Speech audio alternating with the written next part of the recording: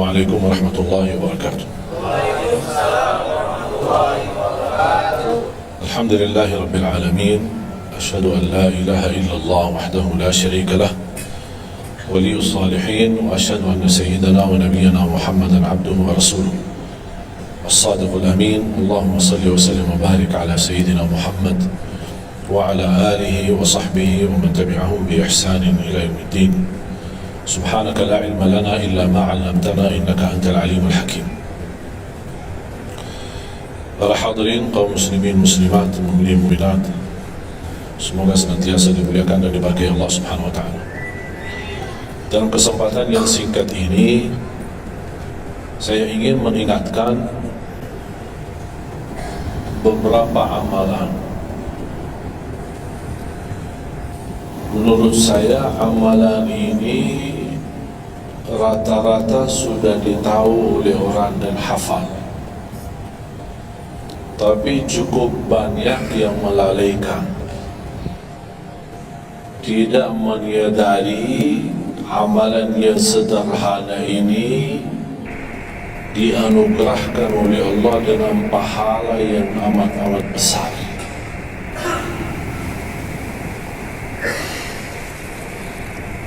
Yang pertama, bacaan Al-Quran. Banyak orang yang malas membaca karena tidak bisa baca, atau alasan tidak mengerti artinya. Daripada saya baca tak faham artinya, mendingan tak usah baca.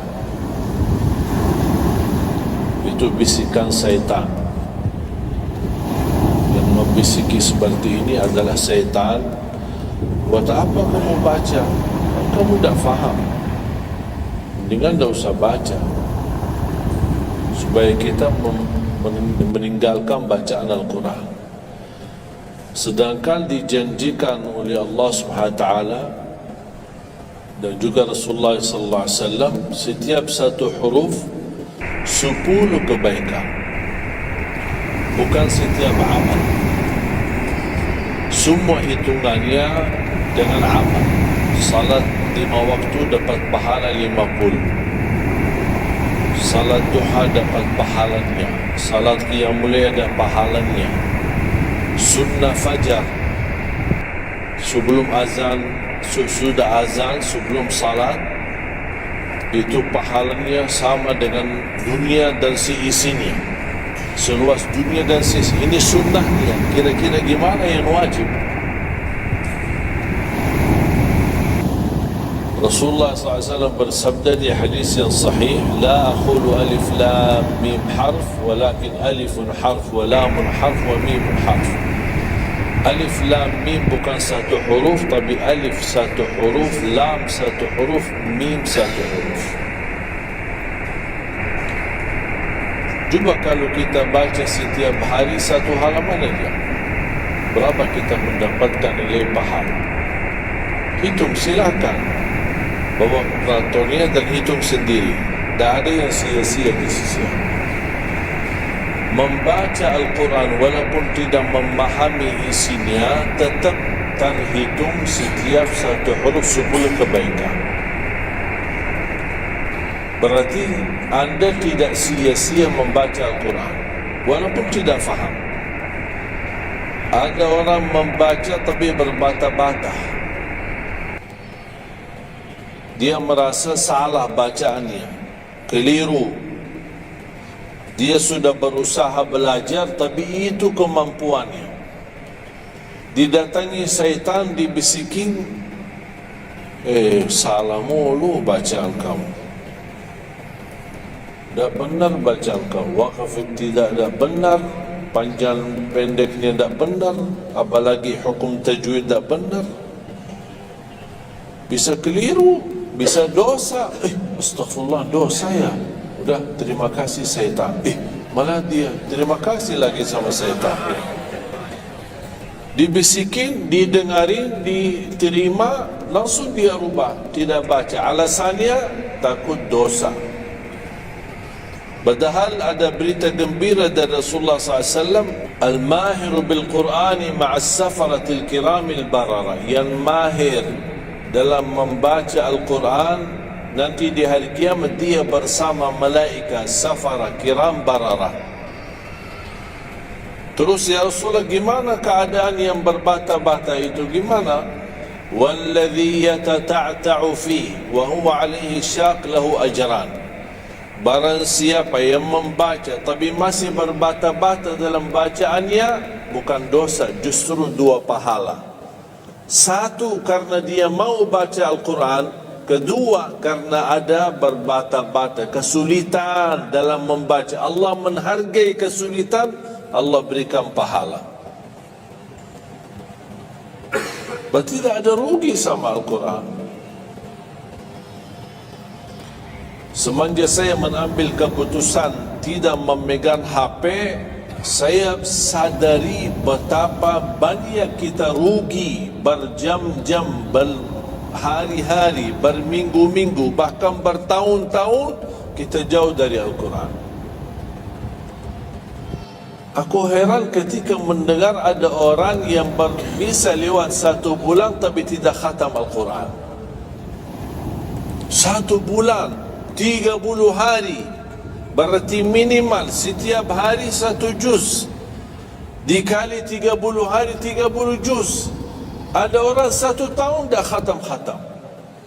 Syukur kalau khatam di bulan suci Ramadan 1 kali, habis Ramadan dia tutup Al-Quran.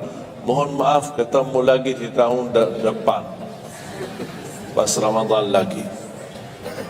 Ini keadaan kita. Makanya orang berkata, negeri kita bermasalah terus, negeri kita politiknya begini, negeri kita selalu ada ini. Perbuatan tangan kita. Di mana kita jauh hubungan kita sama Allah, Allah hantarkan musibah sampai kita sadar memperbaiki hubungan kita sama Allah. Salatnya, Qur'annya, ibadahnya. Itu kunci memudahkan dan mengatasi semua masalah. Silahkan rubahkan pemimpinnya berkali-kali, rubahkan aturan negaranya berkali-kali, tidak akan bisa terjadi kebaikan kecuali hubungan kita dari Allah SWT. Semakin baik hubungan kita, semakin dekat, Allah yang urus. Tapi kalau kita mengurus sendiri dan kita jauh dari Allah, ya silahkan. Kata Allah, silahkan. Wakaltuhu ila nafsi, aku tinggalkan dia untuk dirinya sendiri. Dan siapa kira-kira yang bisa mengurusi dirinya kalau bukan pertolongan Allah SWT?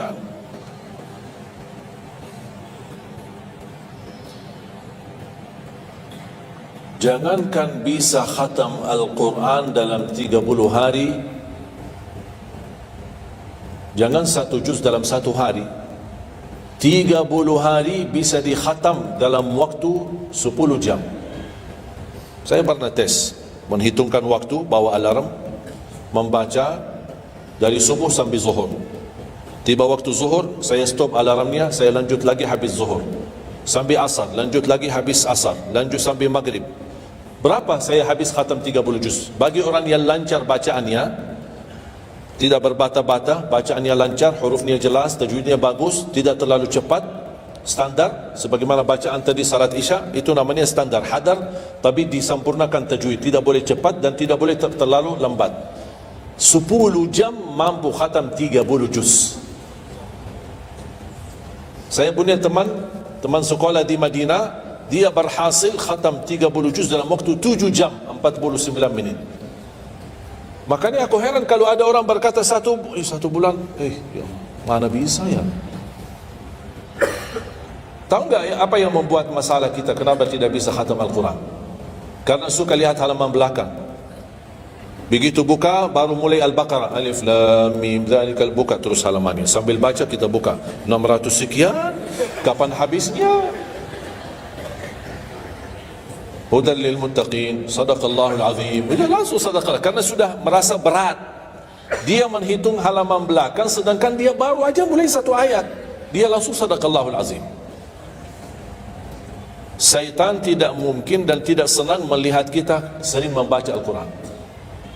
Kalau orang dulu susah baca Al-Quran wajar, karena susah menemukan Quran.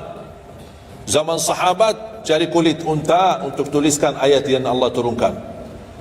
Ada potongan ayat di Sayyidina Utsman, ada potongan ayat di Sayyidina Abu Bakar, ada potongan ayat di sana sini. Coba kumpulkan, susah. Makanya semuanya larinya kepada sahabat yang begitu datangnya wahyu, mereka langsung mendengar dari Rasul, langsung bisa hafal. Seperti Sayyidina Ubay bin Ka'ab radhiyallahu an, Zaid bin Thabit radhiyallahu an, Anas bin Malik radhiyallahu an, Uthman bin Affan. Jadi mereka datangin para penghafal Qurannya. Dah ada mushaf, dah ada Quran, dah ada HP bisa download Al-Quran 30 juz. Gimana? Tapi mereka tidak pernah tinggalkan Al-Quran. Bahkan ada di antara sahabat yang setiap malam tahajudnya khatam 30 juz dalam satu tahajud. Cuba bayangkan, kira-kira alasan kita apa? Quran sudah di mana-mana, dalam segala terjemahan, warna-warni, tajwid, semua ada. Yang bagus, yang besar. Maaf, mata saya, ada yang besar, ada segede meja ini, ada. Susah menemukan, alhamdulillah HP bisa sekarang isinya 30 juz, bisa dibawa kemana-mana, tidak usah pusing mencari Al-Quran. Semua kemudahan, semestinya kita mampu mengalahkan sahabat Rasul, karena kita semua fasilitas ada. Apa yang kita mau bilang sama Allah? Ada seorang, mungkin Bapak Ibu pernah nonton di acara Hafiz Indonesia, namanya Kaila, buta. Dia setiap hari, saya tanya, kamu berapa murajaah bacaan Quran setiap hari? 5-7 juz. Buta, 5-7 juz. Saya kaget, tak tanyakan, kan kasihan kamu. Dan kebetulan kamu sudah punya uzur, kamu dah baca Al-Quran sama sekali. Anak yakin Allah maafkan. Buta, dah bisa. Tahu nggak jawabannya apa? Saya malu sama Allah menjadikan buta saya alasan tidak baca Quran.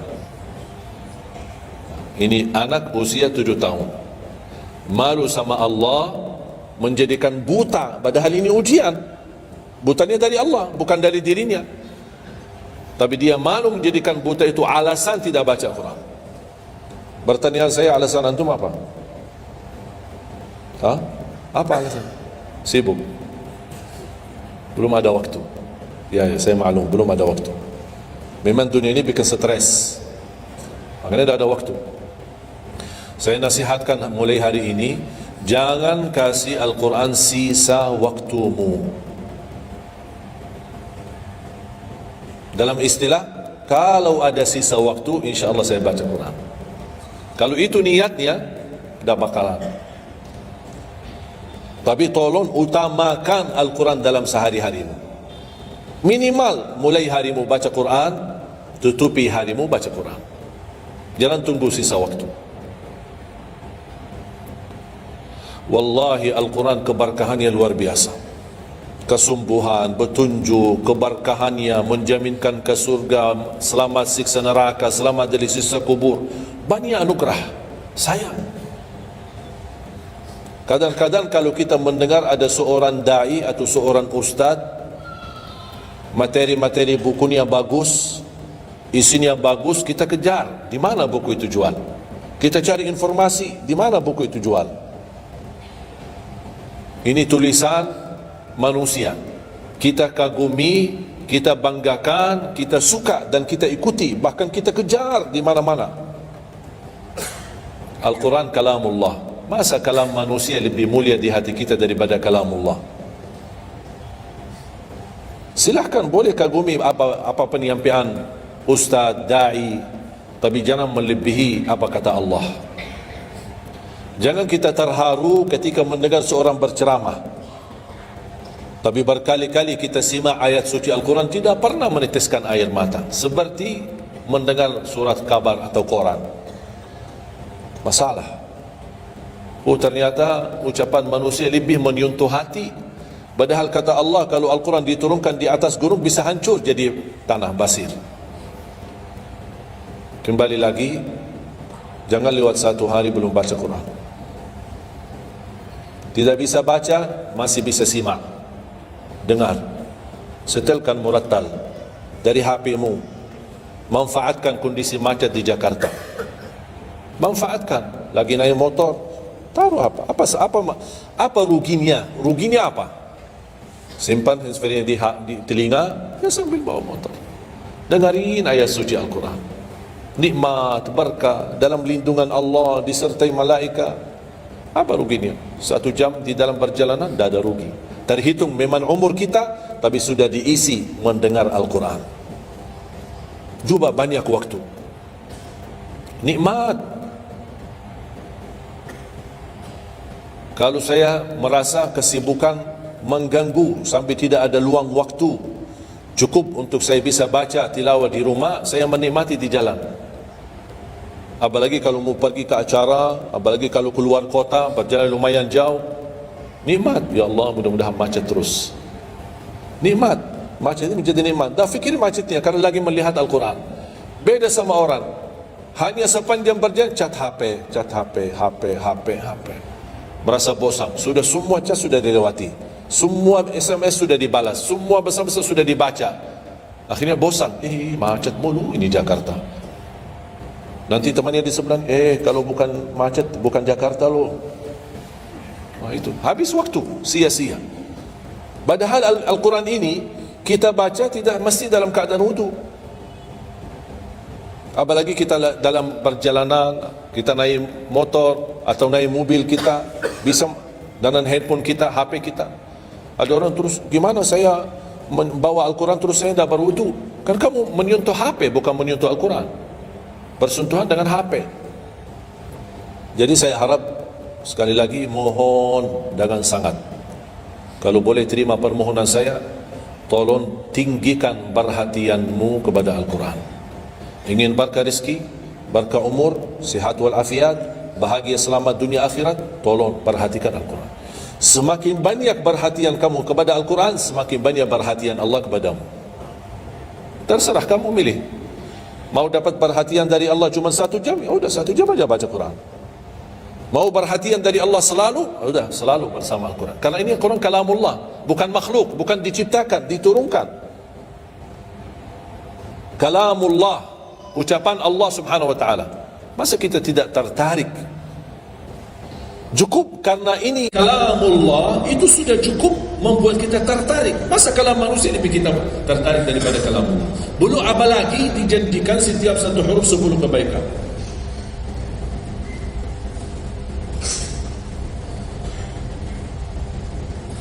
Kira-kira siap?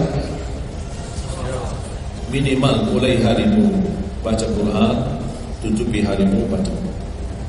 Habis bangun sebelum beraktivitas baca apa? Bebas. Boleh tak saya baca sampai khatam tapi saya tak faham isinya? Boleh. Tetap dapat pahala setiap satu huruf 10 kebaikan. Baca sampai mempelajari isi maknanya, memahami maknanya, lebih besar lagi pahalanya. Membaca, memahami, menhayati lagi, lebih besar lagi pahalanya. Membaca, memahami, menhayati, menamalkan, lebih besar lagi. Kalau tidak bisa meraih semua pahala itu, ya paling minimal pahala bacaan. Kalau saya tidak dapat meraih pahala menhayati, pahala memahami, pahala menamalkan, apalagi saya orang awam tidak begitu mengerti apa yang semestinya saya amalkan, la yukallifullahu nafsan illa wus'aha. Amalkan sesuai kemampuan. Ada pelajaran ayat yang dibacakan tadi, kita bisa ambil maknanya, kita mengambil kesimpulannya. Jangan kita menjadi seperti golongan yang datang hari kiamat malah minta tolong diselamatkan oleh Allah dari neraka. Kalau di hari kiamat tidak bisa saling menolong, tidak bisa. Sekarang kita masih bisa saling membantu dan saling menolong. Dan di antaranya menolong diri sendiri. Jangan menunggu di hari kiamat. Jangan kita bisa menolong, tolong menolong. Di hari kiamat orang tua tidak bisa menolong anaknya. Anaknya pun larikan diri daripada orang tua. Tidak ada yang mau kenal. Cuba baca akhir surat Abasa. Yauma yafirrul mar'u min akhihi. Di hari itu kakak adik melarikan dirinya dari saudaranya. wa ummihi wa abi, melarikan diri pada bapaknya dan ibunya. Biasanya kalau kita ketemu orang tua kita senang bertemu, mohon doanya, apalagi yang orang-orang yang tinggi berbakti baik sama orang tuanya. Kalau di hari kiamat sendiri-sendiri. Jangan kita yang melarikan diri sendiri. Para nabi dan rasul semuanya doanya salim salim, ya Allah selamatkan, ya Allah selamatkan. Ini nabi, kira-kira kita gimana? Yauma yafirrul mar'u min akhihi wa ummihi wa abihi wa sahibatihi wa bani. Sampai dari istrinya pun dia melarikan diri. Mohon maaf, sendiri-sendiri, saya tidak bisa tolong kamu. Jangankan kita sama istri kita atau sama anak-anak kita.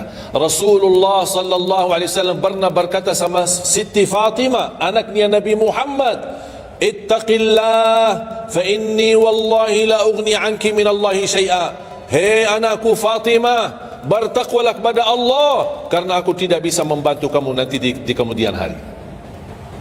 Sendiri-sendiri, salim salim, selamatkan ya Allah. Ini kesempatan sebelum kita menjadi na'udzubillah salah alamat daripada ke surga menjadi ke neraka. Kita sekarang perbaiki kemana arahan kita, kemana jalan kita. Kita yang milih, tidak ada yang memaksa. Taat, Allah hanya menyuruh kita taat, tapi Allah tidak pernah maksa. Kira-kira kalau tidak salat dapat pukulan? Dapat pukulan? Ada yang memukul kita? Ada yang melemparkan kita dalam batu sampai bata kepala kita? Ada? Tidak ada. Taat, Allah menyuruh taat, tapi Allah tidak pernah maksa. Sama juga syaitan menyuruh kita dosa maksiat, tapi syaitan tidak pernah maksa kita. Sebagaimana ayat tadi dibacakan, ayat surah Ibrahim ayat 22. Syaitan berkata, aku tidak punya kuasa di atas kalian, tapi aku hanya menyuruh kalian terlalu cepat taati. Kata syaitan, terlalu cepat respon, aku hanya menyuruh. Da'autukum fastajabtum li. Makanya sekarang jangan melialahkan, saya tidak bisa bantu kalian dan kalian pun tidak bisa bantu aku. Kita dua-duanya dijerumuskan dalam neraka, na'udzubillah min dzalik. Oleh karena itu, jemaah sekalian, kesempatan, mumpun masih kita umur, masih punya kesehatan, manfaatkan. Karena akan datang satu saat, sekarang bukan masalah umur, masalah sehat. Tiba-tiba bisa sakit, virus di mana-mana. Kemarin saya punya saudara saya baik-baik aja, tidur bangun sakit, sampai matanya, mukanya macam sakit. Tiba-tiba tidak bisa berbicara baik-baik, tidak bisa baca Al-Quran dengan baik, tidak bisa salat dengan baik. Ini kan mengganggu. Makanya Rasul mengingatkan, ketika anda sehat dan masih punya umur, jangan sia-siakan, karena akan datang satu saat anda tidak sehat dan tidak bisa maksimal ibadah. Selama anda masih bisa dan mampu maksimal ibadah, manfaatkan, jangan dirugikan. Akan datang satu saat anda tidak bisa. Saat anda berdiri, manfaatkan salatmu saat berdiri. Besok akan datang satu saat anda tidak bisa berdiri. Bahkan ada orang yang ingin sekali sujud, tapi dia bisa karena sakit lutut. Dia tidak bisa lipatkan kakinya, tidak bisa sujud. Betapa banyak orang yang merugi ketika dia sehat, dia tidak memanfaatkan dan menikmati ibadahnya. Yang kedua, doa azan. Setiap hari kita mendengar azan 5 kali. Sayang sekali banyak yang sibuk dengan handphonenya. Azan ini panggilan Allah.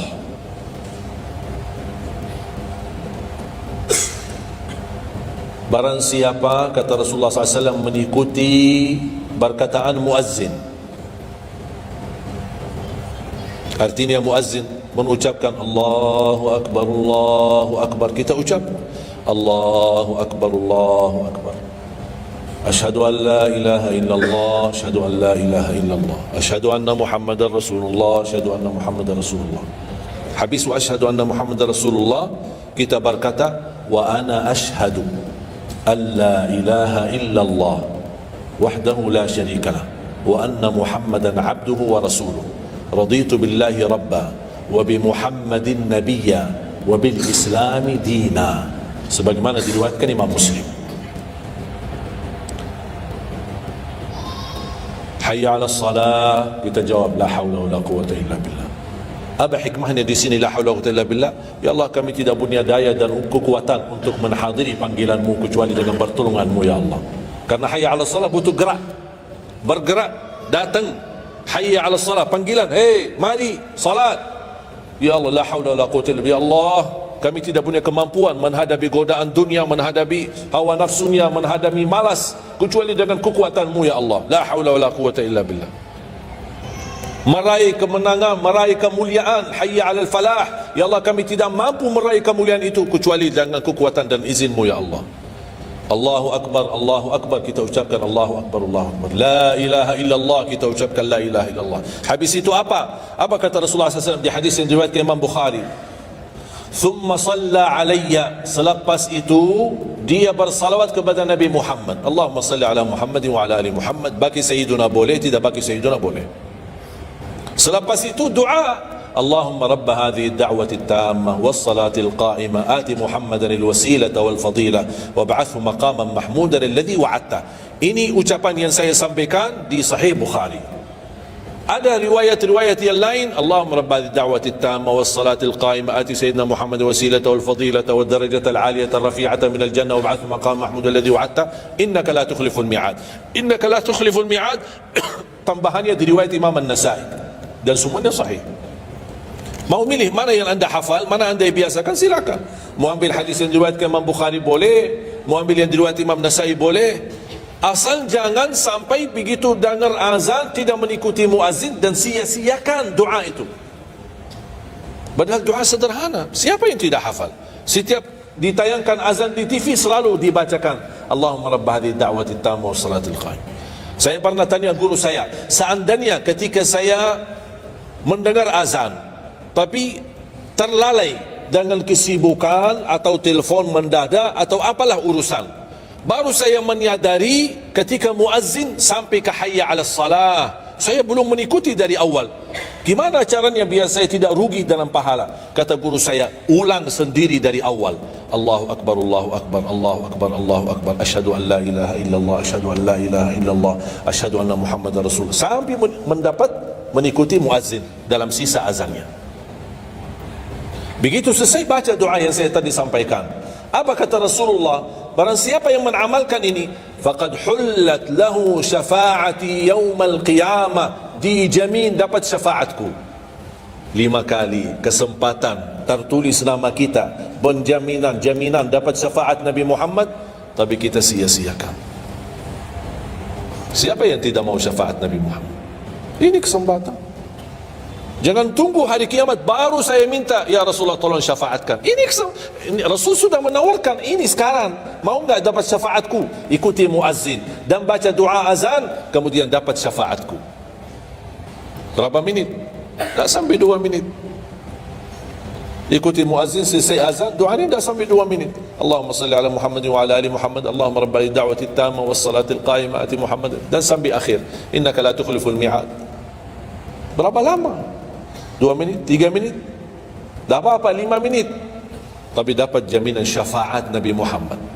Hanya waktunya cuma 5 minit.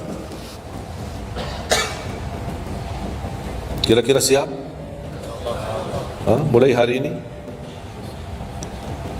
Menurut saya, yang saya sampaikan wallahi sederhana, sangat sederhana, tapi butuh perhatian aja, butuh perhatian. Yang ketiga, jangan tinggalkan sunnah qabliyah subuh. Walaupun anda malas menjaga sunnah qabliyah ba'diyah. Kalau anda merasa diri malas, banyak kan ada sunnah qabliyah ba'diyah. Kan ada sunnah qabliyah zuhur, ba'diyah zuhur, ada qabliyah ba'diyah maghrib, ba'diyah isya, qabliyah subuh. Kalau anda merasa malas melaksanakan sunnah-sunnah, minimal jangan tinggalkan sunnah subuh. Pahalanya lebih besar daripada dunia dan seisinya. Walaupun anda telat bangun, sudah kesiangan, tetap wajib ambil air wudu, laksanakan sunnahnya, baru salat subuhnya. Walaupun anda bangun jam 11 siang. Tetap banyak orang karena ketiduran dan terlewat waktunya, dia tidak salat subuh. Terus ini hutang, wajib bayar. Dan tidak bisa besok ganti subuh 2 kali. Tidak ada di dalam agama. Subuh, ya udah, ya Allah, nawaitu salat subuh yang kemarin karena saya ketiduran lillahi ta'ala. Tidak bisa. Apa kata ini? Bukan, mohon maaf, ini bukan kata saya, supaya orang jadi ini pendapat baru. Bukan kata saya, tapi kata Rasulullah SAW. Bukan kata Majlis Ulama Indonesia, bukan kata saya, bukan kata siapa-siapa. Kata Rasulullah SAW di hadis yang sahih, man nama an salatin aw nasiyaha falyusalliha mata dzakaraha la kaffarata laha illa dzalik. Ya Allah, terima kasih ya Rasulullah. Sepertinya Rasul sudah diberitahu umatnya bakal ketiduran banyak dari salat. Makanya sudah diberikan solusi. Seandainya ketiduran, ini juga kata Rasulullah, man nama an salat. Bawain hadis yang dah benar. Silahkan. Tahu, kenal enggak Syekh Google? Syekh Google kenal? InsyaAllah semua ilmu dia tahu. Tinggal masukin aja. Barang siapa yang ketiduran dari salat, hadis. Terus klik, dia keluar. Semua dasarnya apa itu dijelaskan. Semua. Mau bahasa Arab ada, mau bahasa Indonesia ada, mau bahasa Inggris pun ada. Ya, falyusalliha mata dzakaraha la kafarata laha illa dzalik. Barang siapa yang ketiduran, coba ketiduran. Tidur menurut ulama dianggap uzur. Pernah istri saya ketika saya keluar kota, dia hubungi dan dia bangun kesiangan, kira-kira jam 8. Dia telepon dan nangis. Kenapa nangis? Sakit? Enggak, ketiduran tadi subuh. Ya udah, ambil air wudu, salat subuh. Rasulullah aja pernah ketiduran dari salat subuh. Yang tidak boleh, jangan terlalu sering. Kalau sekali-kali karena sakit, terlalu lelah, capek, Allah maklumlah kita manusia lemah. Tapi jangan setiap hari ketiduran. Ya Allah, maaf ketiduran ya. Kira-kira di jam kantor, kalau setiap hari kita telat, alasannya, ya maaf bos, ketiduran. Besok lagi alasan yang sama, maaf ketiduran. Besok lagi alasan yang sama. Kira-kira gimana? Dipecat tak? Dipecat. Malu kita, sama manusia aja tak berani. Kita dengan alasan yang sama, kita selalu itu aja. Masa sama Allah kita berani? Sekali-kali boleh uzur, capek, sakit, sekali-kali, tapi jangan terlalu sering. Ketika kita bangun jam berapapun wajib laksanakan, karena kata Rasulullah tidak ada kafarah yang lain. Tidak ada kata ganti dengan uang atau ganti dengan sedekah atau ganti dengan, tidak bisa. Tunaikan. Falyusalliha, kata Rasulullah, falyusalliha, segerakan salat itu jam berapapun walaupun kesiangan. Jelas? Sering ya ketiduran ya? Saya juga berapa kali ketiduran. Bukan berarti saya tidak pernah ketiduran, berapa kali. Bisa ada orang habis tahajud, terlalu lelah, capek, dia mau hanya istirahat saja di atas sajadahnya. Pas bangun sudah jam 7. Padahal Masya Allah tahajud, semangat dia tahajud tapi ketiduran salat subuh. Makanya ini harus disesuaikan kemampuan.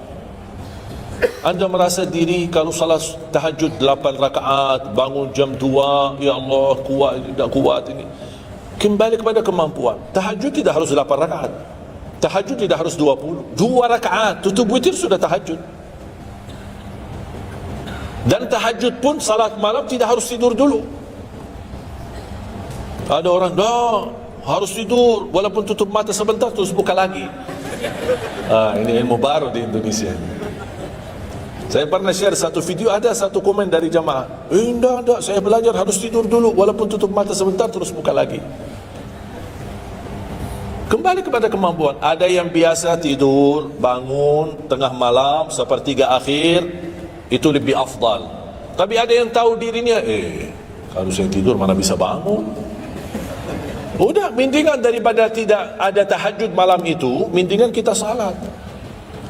Dan ini bukan kata saya dan bukan kata ulama, tapi kata Rasulullah sallallahu alaihi wasallam. Sebagaimana di hadis yang sahih kata Abu Hurairah radhiyallahu an, pernah Rasulullah menwasiatkan aku jaga witir sebelum tidur. Berarti Rasul mengizinkan kita melaksanakan ibadah salat malam, di antaranya witir sebelum tidur. Umar bin Khattab radhiyallahu anhu punya kebiasaan witir sebelum tidur. Ditanya, kenapa witir sebelum tidur? Dia kata, saya takut meninggal dunia dalam keadaan tidur, belum tertulis nama saya sebagai ahli witir. Saya punya kebiasaan, habis pulang ke rumah sebelum tidur ambil air wudu, salat 2 rakaat sunnah wudu, kemudian salat 2 rakaat muqaddimah witir, kemudian 1 rakaat witir, baru saya tidur. Kalau dapat bangun lagi, alhamdulillah bisa tahajud, tapi tidak boleh witir lagi karena sudah witir duluan. Sudah faham? Sederhana enggak Islam ini? Sederhana. Banyak orang yang berkeinginan tahajud, berkeinginan salat witir, tapi kan harus tidur. Saya orang yang berat tidur. Kalau saya tidur mana bangun lagi? Udah, kesempatan bisa anda laksanakan sebelum tidur. Ada orang yang memang tidurnya aja akhir, jam 12, jam 1 baru dia bisa tidur. Yang mendingan daripada tidak salat malam sama sekali, mendingan salat dulu baru tidur.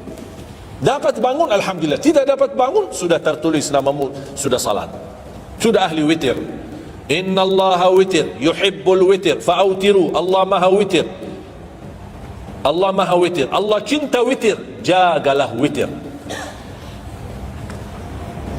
Dan ini termasuk 2 sunnah yang Rasul tidak pernah tinggalkan, sunnah subuh sama sunnah witir. Sakit, sehat, mukim, di dalam kota, musafir, keluar kota, perang, aman, damai, tetap tidak pernah tinggalkan 2 sunnah itu, sunnah subuh sama sunnah witir. Itu kebiasaan Rasulullah SAW. Kalau anda merasa pun sakit, tidak bisa berdiri, tidak bisa qiyam, bisa anda laksanakan witir dalam kondisi duduk. Yang terakhir, ayat al-kursi. Jangan tinggalkan ayat al-kursi lepas salat. Jangan tinggalkan ayat kursi lepas salat. Kalau baca, sama ketika mau tidur, cuma 1 ayat, tapi tahu nggak pahalanya apa? Kan habis salat kan ada zikir-zikir kan, istighfar, tasbih dan yang lain-lain. Di antaranya baca ayat kursi. Tahu nggak pahalanya apa? Ada yang pernah baca pahalanya apa? Barang siapa yang membaca ayat al-kursi setiap habis salat fardu, laisa bainahu wa bainal jannati illa an yamut. Tidak ada sesuatu yang mampu menghalanginya masuk surga kecuali menunggu mati. Cuma baca ayat kursi. Dan ketika mau tidur, lagi buru-buru, ada meeting, ada rapat, ada urusan mendadak, habis salat, astagfirullah, astagfirullah, astagfirullah, Allahumma antas salam wa minkas salam, sampai selesai, langsung baca ayat kursi. Terus subhanallah itu yang lain-lain gimana? Dapat apa sambil jalan? Kayak motor, subhanallah, subhanallah, subhanallah, subhanallah, sambil jalan. Subhanallah ada riwayat 33, ada riwayat 25, ada riwayat 10, minimal 10. Subhanallah 10 kali, alhamdulillah 10 kali, Allahu Akbar 10 kali. Itu yang paling sederhana. Saya bagikan ini, biasanya kalau saya isi di kementerian atau di pejabat, saya kasih zikir-zikir begitu. Pak, subhanallah cuma 10 kali. Biasanya kita tahu 33, nah ini khusus buat pejabat. Yang penting zikir, supaya jangan tinggalkan. Zikir. Banyak orang sibuk, mendadak ada urusan, udah zikir, subhanallah semua 10 kali. Subhanallah 10 kali, alhamdulillah 10 kali, Allahu Akbar 10 kali. Itu paling cepat. Ternyata di dalam agama ada yang juga hemat. Hemat sederhana tapi pahalanya tetap besar dan dikurangi. Tidak ada pahala yang hemat. Semuanya pahala sempurna, semuanya pahala agung, sempurna dan luar biasa dahsyat balasan Allah Subhanahu wa taala. Makanya jangan disia-siakan. Yang sederhana ini, makanya saya buat buku 20 amalan ringan tapi pahalanya sangat menakjubkan. Karena selama saya di Indonesia, saya sudah tahu prinsip orang Indonesia. Orang Indonesia tidak suka yang ribet-ribet. Yang ribet-ribet tidak suka. Yang susah-susah tidak suka. Orang Indonesia mau mudah yang ingat, mudah dihafal, mudah diamalkan, dan masuk surga. Itu orang Indonesia. Ya, jadi yang susah-susah, iya gimana nih, suruh baca 1000 kali lah, mana ada waktu 1000 kali. Baca aja sudah 100 kali, udah ngantuk. Saya kasih yang sederhana. Kenapa saya kasih ada kemampuan beda-beda? Ada yang tekadnya tinggi, kemampuannya luar biasa dahsyat, bisa ribuan kali dia berzikir, dia silakan. Tidak ada yang melarang kita berzikir, bebas berapapun. Tapi ada yang malas. Udah. Jadi alhamdulillah di dalam ajaran Islam kita ada malas lah ini. Makanya saya bikin 20 amalan, dan ini buku 20 amalan ringan, pahalanya sangat mengejutkan, pahalanya sangat besar walaupun amalannya ringan, mudah, sederhana. Dan buku ini hanya laku di Indonesia, dan laku di Arab. Ada cocok dengan budaya Indonesia, saya sudah hafal. Sama dengan bacaan. Mohon maaf tadi kepanjangan di sana. Pas begitu saya ingat merindukan kota Madinah, suasana Madinah. Pas di rakaat yang kedua saya, ini ibu saya di Indonesia. Makanya saya tidak jadi panjang rakaat kedua, biar lebih cepat. Karena memang budaya ini tidak bisa panjang-panjang, lama-lama tidak bisa. Kalau kulhu bisa dibagi dua, terima kasih. Kita lihat tarawih kan salah satu contoh tarawih. Walaupun 23 rakaat jumlahnya banyak, tapi ayatnya pendek. Al-Hakum qulu, Al-Asr qulu, Al-Humazah qulu. Ini budaya. Kita kan hormati budaya, harus belajar. Walaupun sekarang ada beberapa masjid yang panjang, ya nanti balik kepada kemampuan, tapi tidak boleh saya menyalahkan. Ada orang yang suka, ada saya mau yang qulu, ya udah sana. Masih qulu di sana, masih kita kan. Yang penting kita bisa jaga salat. Dan yang terpenting dalam salatnya adalah yang terjaga kekhusyuan. Bukan masalah jumlahnya, bukan masalah kepanjangannya, tapi kekhusyuan. Tumanina, karena tumanina rukun dalam ibadah salat. Sama seperti rukun qiyam, rukun baca al-fatihah. Tumanina. Apa itu tumanina? Ketenangan dalam salat. Bacaannya tenang, gerakannya tenang. Bukan kejar-kejaran. Imamnya baru baca al-fatihah, sudah amin. Imam belum selesaikan ini, terus dikejar imam. Imam Allahu Akbar, sami Allahu hamdah, Allahu Akbar, Allahu Akbar, Allahu Akbar. Makmum jadi kasihan. Dia tidak bisa baca. Makmum tidak bisa baca apa. Hanya fokusnya bisa kejar imam. Yang penting jangan sampai tertinggal imam. Yang saya fikirkan kasihan yang tua-tua, bapak-bapak. Gimana yang bapak-bapak? Kalau yang muda-muda masih bisa kejar imam, terus yang bapak-bapak gimana? Setiap gerakannya batuk 10 kali. Batuk lagi, sujud batuk lagi. Karena pelan-pelan gerakannya. Saya pernah ada satu kejadian ketika masuk salah satu kampung, kita lewati, saya mampir, samping saya ada bapak lumayan tua, gerakannya juga pelan-pelan. Yang saya kasihan, Imam Allah, saya suka pas ketika takbir Allah, Bismillahirrahmanirrahim, barusan enak, takbirnya enak kok, bacanya kenapa enggak? Ini pelan-pelan aja, santai aja, santai. Walaupun baca satu ayat itu bukan masalah berapa banyak bacaannya, yang penting kekhusyuan, tumanina, karena rukun tumanina. Allahu Akbar, sami Allahu hamdah. Saya lihat bapak ini yang sebelah saya masih bisa kejar imam. Bapak ini dah kejar-kejar. Imam sudah rukuk, bapak belum rukuk. Begitu imam sami Allahu hamdah, bapak dah jadi rukuk, dihibur sami Allahu hamdah. Astagfirullahalazim. Pas sujud, kita sudah sujud 2 kali, bapak kan pelan-pelan sambil batuk. Terus dia turun sujud. Pas dalam kondisi sujud, kita sudah berdiri, bapak kan baru dia turun, dia berdiri lagi. Astagfirullah. Pas di rakaat yang kedua, saya megang tangannya, Pak kita pulang aja deh. Biar bapak salat di rumah. Kasihan bapak tidak bisa salat, tidak bisa rukuk, tidak bisa sujud, tidak bisa apa-apa. Makanya tumanina bukan wajib, bukan sunnah, tapi rukun dalam salat, dan tidak sah walaupun salat sunnah. Tidak sah salatnya seorang kalau dia tidak membawa tumanina. Tidak sah. Dia syiarkan, dia sharekan, dia viralkan, dia bilang ada 23 rakaat 7 menit. Menurut saya tidak usah panjang lebar dibahas. Tidak sah, sudah selesai. Karena meninggalkan, sama dengan orang salat tapi tidak baca Al-Fatihah. Kira-kira sah tidak? Tidak sah. Gimana kira-kira bacaan Al-Fatihah? Oleh karena itu jemaah sekalian, mari kita sama-sama, apalagi tidak lama lagi kita menyambut bulan suci Ramadan. Saya harap kita mencintai budaya kita, mencintai negeri kita, tapi harus hal yang perlu diluruskan, harus diluruskan. Apalagi yang terkait ibadah salat, tarawih. Tidak masalah masjid 11 rakaat, ada masjid 23 rakaat, jangan ribut. Tidak masalah. Yang mau 11 silakan, yang mau 23 silakan. Yang penting kita bisa melaksanakan salat dengan baik. Apalagi alhamdulillah sudah sekarang muncul banyak para imam-imam, pemuda-pemuda yang bacaannya merdu, yang bacaannya indah. Kita bisa menikmati suasana bulan suci Ramadan. Bacaannya tidak mesti panjang-panjang.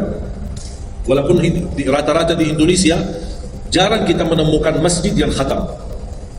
Dulu saya ingat waktu saya masih di Lombok, kita ingat salat tarawih khatam 30 juz, dan salat tahajud di 10 malam terakhir khatam lagi 30 juz. 2 kali kita khatam dalam 1 bulan Ramadan. Tapi ini karena permintaan dari lingkungan dan jamaah. Kalau tidak ada permintaan susah. Apalagi orang baru datang. Saya sering memperhatikan orang baru datang kayaknya salah masuk masjid. Pas begitu melihat imamnya kepanjangan, masjid apaan? Mundur ke belakang. Bahkan saya pas ketika lihat ada makmum mundur, saya baru masuk. Bapak mau kemana? Mau ambil wudu lagi. Pas habis salat saya tarik kanan kiri, tidak ada. Ternyata ambil wudu di rumahnya. Jadi karena tidak semua bisa, makanya tidak boleh kita saling menyalahkan. Tapi kita harus saling mengingatkan. Saling mengingatkan. Mari kita sama-sama menjaga ibadah yang benar. Mari kita sama-sama menjaga ibadah yang khusyuk, ibadah yang tumaknina. Mudah-mudahan amalan-amalan yang saya sampaikan tadi, mudah-mudahan bisa diingat, bisa dihafal dan mudah diamalkan. Masih ingat kan? Atau perlu saya ulang? Amalan pertama, Quran. Minimal mulai harimu baca Quran, tutupi harimu baca Quran. Yang kedua, ikuti muazzin, sama juga disertai doa azan karena jaminan dapat syafaat Nabi Muhammad SAW. Yang ketiga, jangan tinggalkan qabliyah subuh sesudah azan. Walaupun anda bangun telat, melaksanakan salat subuhnya tetap didahulukan dengan salat sunnahnya. Terus yang keempat, witir. Witir, jangan lewat satu malam belum witir. Walaupun anda bisa laksanakan witir habis salat sunnah ba'diyah isya, atau sebelum tidur anda di rumah bisa laksanakan witirnya. Terus yang keenam, ayat kursi setiap habis salat fardu. Mudah-mudahan insyaallah amalan ini yang sederhana mudah-mudahan bisa kita jaga. Walaupun sederhana, tapi saya yakin akan membantu menjadikan banyak perubahan dalam kehidupan kita. Akan bertambah keberkahan, ketenangan. Kita akan merasa jauh lebih sejuk, bahkan jauh lebih nikmat untuk kita beribadah. Baru saya ingat satu hal, sedekah. Kalau bisa, sedekah subuh. Pengalaman saya, dari semua pelajaran yang saya pelajari, saya menemukan sedekah semua waktu baik. Jumat, waktu majlis ilmu, habis majlis ilmu, semua sedekah itu baik. Tapi saya menemukan sedekah subuh itu yang paling baik, yang paling dahsyat, yang paling cepat terkabul hajat kita. Kenapa sedekah subuh dahsyat? Karena setiap waktu subuh Allah turunkan malaikat, tugasnya cuma satu, mendoakan orang yang berinfak di subuh hari. Tidak usah payah dan susah cari orang miskin subuh hari. Mulai malam ini anda sediakan kota amal dalam rumahmu, atau anda bisa pinjam seperti kota amal ini Darut Tauhid ya, ini bisa anda pinjam atau minta sama Darut Tauhid. Anda bisa simpan di rumah. Setiap habis subuh sebelum beraktivitas isi sedekah.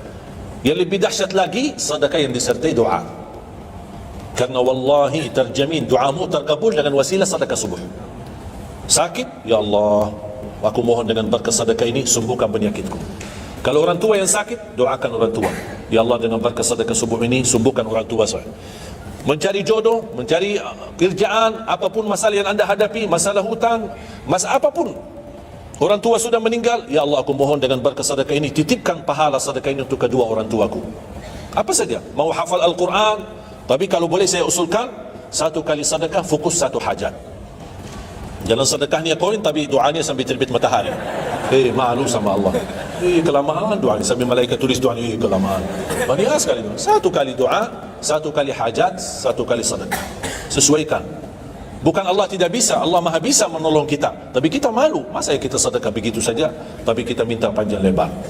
Ya, tolong disesuaikan. Tapi rutin, wallahi dahsyat. Antum insyaAllah akan merasakan sedekah subuh, subhanallah. Setiap jamaah yang saya sampaikan, termasuk ada keluarga yang sudah lama menikah, tidak punya keturunan, saya memberikan amalan ini. Suami istri, masing-masing beramalkan, isi sedekahnya, ya Allah aku mohon, dengan berkat sedekah ini, karunialah kepada kami keturunan. 17 tahun mereka tidak punya keturunan. Alhamdulillah 6 bulan kemudian saya dapat berita gembira dari mereka, kabar baik, alhamdulillah istrinya positif hamil. Sedekah subuh luar biasa dahsyatnya. Sedikit tapi rutin. Sampai insyaAllah kita dipanggil oleh Allah, mudah-mudahan dalam keadaan husnul khatimah. Allahumma ighfir lana wa liwalidina wa li jami'il muslimina wal muslimat wal mu'minina wal mu'minat al ahya'i minhum wal amwat. Allahumma ya Allah, jadikan pertemuan ini membawa barakah bagi kami, jadikan sisa umur kami lebih baik daripada yang sudah lalu, jadikan segala perjuangan kami, sedekah kami, infak kami, amalan saleh kami menjadi pahala besar di sisi-Mu ya Allah, menjadikan membawa syafaat bagi kami di hadapan-Mu hari kiamat. Akhiri hayat kami dengan husnul khatimah. Ampuni dosa kami, ampuni kedua orang tua kami ya Allah. Aku mohon untuk semua jemaah yang hadir, selepas majlis ini masing-masing pulang sudah diampuni segala dosanya, disucikan hatinya, dibersihkan jiwanya, diselamatkan setiap langkah-langkahnya. Jadikan kami semua penghafal Al-Quran, berakhlak-akhlakul Quran, menjadi ahli Quran, pencinta Al-Quran, dan di hari kiamat mendapatkan syafaatnya Al-Quran. Birahmatika ya arhamar rahimin. Rabbana atina fid dunya hasanah wa fil akhirati hasanah wa qina adzaban nar. Wa sallallahu ala sayyidina nabiyina Muhammad wa ala alihi wa sahbihi baraka wasallam. Walhamdulillahi rabbil alamin. Akhirul kalam, subhanakallahumma bihamdika asyhadu an la ilaha illa anta astaghfiruka wa atubu ilaik. Assalamu alaikum warahmatullahi wabarakatuh.